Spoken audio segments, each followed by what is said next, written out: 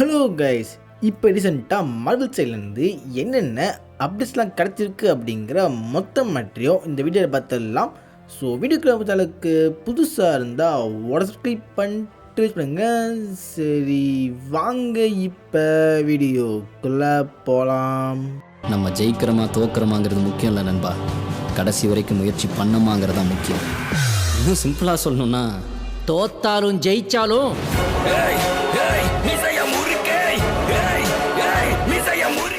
ஃபைனலாக பார்த்தீங்கன்னா Marvel rivals அப்படிங்கிற இந்த கேம் வந்து ரிலீஸ் ஆகிடுச்சு. இந்த game PlayStation, Xbox, PC அப்படிங்கிற எல்லா பிளாட்ஃபார்முக்கும் இருக்குது. இந்த கேம் பார்த்தீங்கன்னா ஒரு free to play game. So அதனால் உங்கள்கிட்ட இந்த 3 விஷயத்தில் எது இருந்தாலும் இந்த கேமை ட்ரை பண்ணி பாருங்கள்.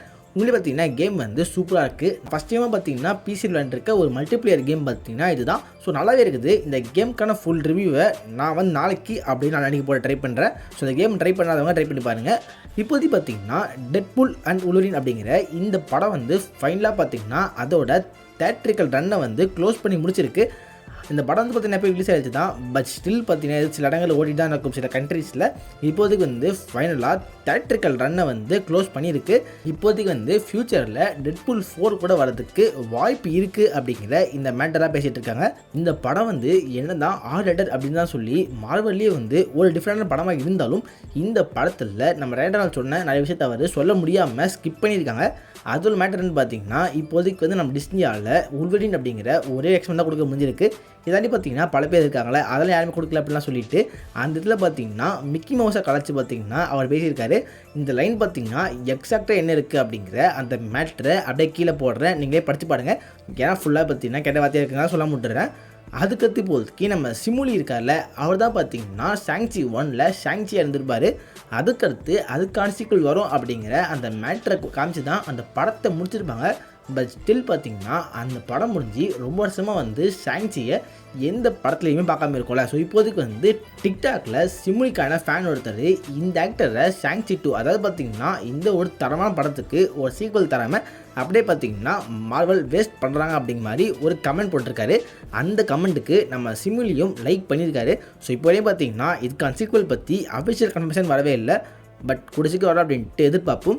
ராபர்ட் பேட்டின்சன் இருக்கார்ல, அவர் தான் பார்த்தீங்கன்னா மேட்ரிக்ஸோட யூனிவர்ஸில் பேட்மேனாக ப்ளே பண்ணிகிட்டு இருக்காரு. ஸோ இப்போதைக்கு பார்த்தீங்கன்னா இவர் எம்சியூக்குள்ள வரப்போகிற அப்படிங்கிற இந்த மாதிரி ரூம்லாம் போயிட்டு இருக்கு. பட் எம்சியூவில் இவருக்கு இந்த ரோல் அப்படிங்கிற அந்த மேட்டர் கன்ஃபார்ம் ஆகலை. ஒரு பக்கம் பார்த்தீங்கன்னா இவர் தான் வந்து மாலிகுலர் மேன் அப்படிங்கிற இந்த மேட்டர் சொல்கிறாங்க. இந்த கேரக்டர் தான் அடுத்து வர படங்களுக்கு கண்டிப்பாக ரொம்பவே முக்கியமான கேரக்டராக இருப்பார். அதனால பார்த்தீங்கன்னா அந்த ரோல் சொல்கிறாங்க. அதுக்கடுத்து பார்த்தீங்கன்னா இந்த ஒரு சீக்கிரத்தில் முடிஞ்சு மார்வல் பார்த்தீங்கன்னா ஒரு சாஃப்ட் ட்ரிபியூட் ஆகிறப்ப அந்த இடத்துல இவர் சைக்ளப்ஸாக வரதுக்கு வாய்ப்பு இருக்குன்னு சொல்கிறாங்க. இதில் வந்து எந்த கேரக்டர் இவர் ப்ளே பண்ண நல்லாயிருக்கும் அப்படின்ட்டு உங்களுக்கு தோன்ற மேட்டரை கீழே கமெண்ட்டில் போடுங்க.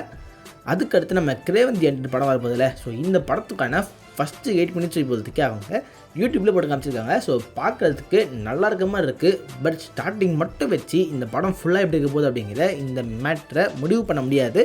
ஸோ இப்போதைக்கு பார்த்திங்கன்னா இந்த படத்தை தொடர்ந்து அவங்க பேசுகிறப்ப மோஸ்ட்லி வந்து இந்த படத்தில் ஸ்பைடர்மேனுக்கான மென்ஷன் எதுவுமே இருக்காது அப்படின்ட்டு ரூமர்லாம் போயிட்டுருக்கு.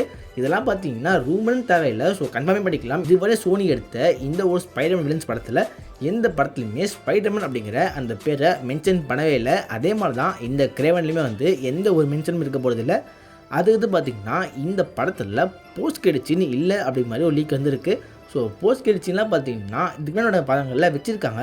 பட் அந்த போஸ்ட் கிரெடிட்ஸின் ஃப்யூச்சருக்கு யூஸ் ஆச்சா கேட்டிங்கன்னா கண்டிப்பாக வந்து பல சீன்ஸ் வந்து வேஸ்ட்டாக தான் போயிருக்கு. அந்த மாதிரி வேஸ்ட்டான போஸ்ட் கிரெடிட்ஸை வைக்கிறதுக்கு போஸ்ட் கிரெடிட்ஸ்னு இல்லாமல் இருக்கிறது எவ்வளோ பெட்டர் தான். போன வாரத்தில் பார்த்தீங்கன்னா ஃபேண்டாஸ்டிக் ஃபோர் அப்படிங்கிற இந்த படத்துக்கான ஷூட்டிங் பார்த்தீங்கன்னா அஃபிஷியலாக விராப் ஆயிடுச்சு. இதுக்கு வந்து பார்த்தீங்கன்னா ஷூட்லாம் மேபி போகலாம். பட் இப்போதைக்கு ஷூட்டிங்லாம் முடிஞ்சிருக்கு. அந்த ஒரு விஷயத்தை வந்து நம்ம ஃபேன்ஸுக்கு சொல்கிறதுக்காக பெட்ரோ பாஸ்கல் ஒரு செல்ஃபி போட்டிருப்பார்.